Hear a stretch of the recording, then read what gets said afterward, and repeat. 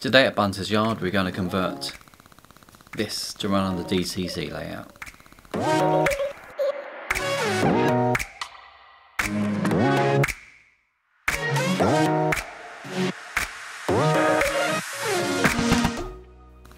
Welcome back to Bunter's Yard. Bunter's Yard is going to be mainly goods and industrial. So I've been looking around for new locos to run on there, and looking at the shunters in particular. So I've been looking on eBay and so on. I didn't want to pay a fortune for them, and I've come across this, the Redland, which is a little 040 class 6, and this one was £20, £21.50 off of eBay. Came in a box and it's as new, it's perfect. So I thought that'd be nice, and then obviously you can get the hoppers as well. So I've bought 11 I think now, and together they'll be weathered and we'll have a load in the hoppers. The only problem is obviously that's DC, just a very, very basic loco, and the layout is DCC, so I need to convert this. When I first looked at adding DCC into a DC loco, the thought of it was quite daunting, but it's very, very simple. You don't need a degree in electronics, you don't need to understand how the electronics work. It's just a matter of splicing a couple of wires together. Having said that, they're all a little bit different. Some will have no wires, some will have maybe 1 or 2, some have 4 or 5, but the basic concept is the same each time. You're just interrupting the supply between the rail and the motor. As a word of warning, you need to ensure that the motor is isolated from the chassis, which on a lot of models it already is. So this video is just a tutorial on how to convert this, an 040, which may be a class 6 like this, or it may be a Smoky Joe, or another small loco. I'll probably be doing others later on, such as this for instance, which is going to be a slightly different technique, but fairly straightforward again. And there will be some bigger like class 37s, etc. So watch out for those. So anyway, let's get on and see how we go.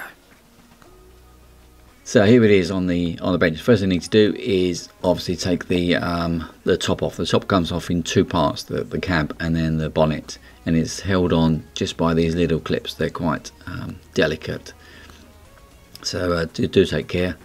So just pop that forward a little bit, and that will release each side, and then we can lift the cab off, and then the bonnet just comes off.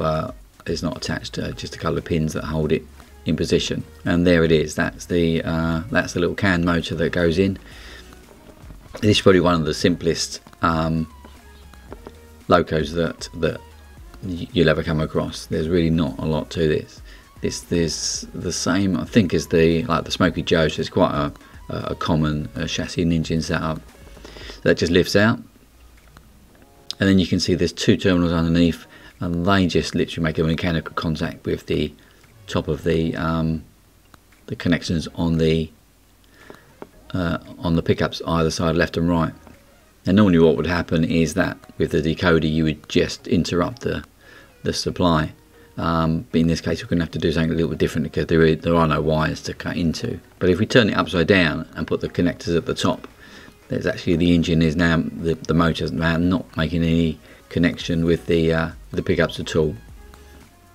And I did check that that it is to be completely isolated, so that there's no problem with the connection and any problems later on. So the capacitor we don't need. Anything like that we can just cut off and discard. I just cut these back for now, thinking I might use these later. I think I probably won't use these to connect to. I'll probably take those off. So there we go. If you look inside, or you just see the little contacts there that normally touch the side of the motor. But in this case we're going to attach a wire to each side. Let's just lift them forward a little bit, and then we can solder in a black to one side and a red to another, just to make it simple for us. So that's the black one, and there's the red one in place as well. And just to make double sure that there's no chance of a contact with the motor, we'll put on a heat shrink down on either side just to insulate it completely.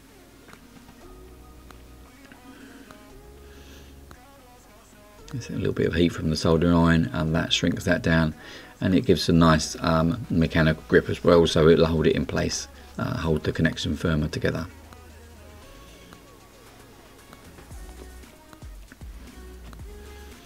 Pop the motor back in, just to make sure it fits, make sure the wires haven't made it too tight, but that pops in fine.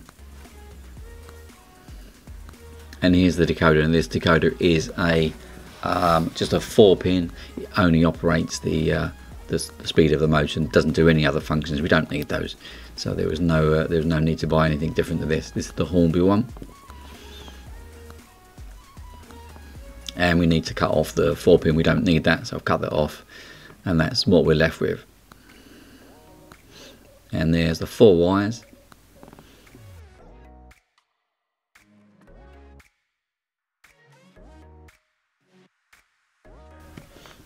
And we just need to bare each of those. They're really fine, so do take care. It's so easy to just cut through and end up with eventually no wire. Now if we look at the paperwork that comes with this decoder, we can see what the colours are for each of the wires. So we can see it's marked left rail for black, so that's the power in from the left side. The right rail is the red, and then the motor left is grey, and the motor right is orange.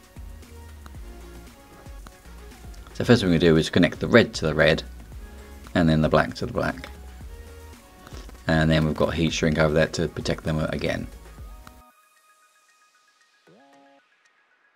So I decided to add a flexible wire onto the motor instead of the little bits that were left from the capacitor, just to make it easier to manoeuvre it about when I'm done.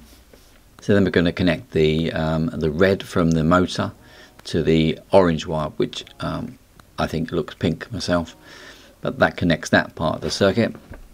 And then on the other side they'll connect the grey to the black, and then heat shrink again.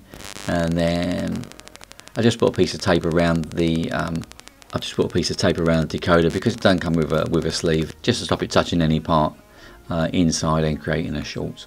Now I probably could have cut these wires a little bit short, they're probably a little bit too long and take up more space than they need to. There's not a lot of room inside this anyway.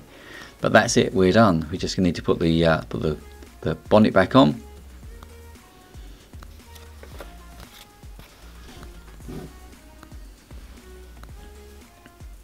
And then the cap snaps into place, and that's pretty much finished. So we need to now test it.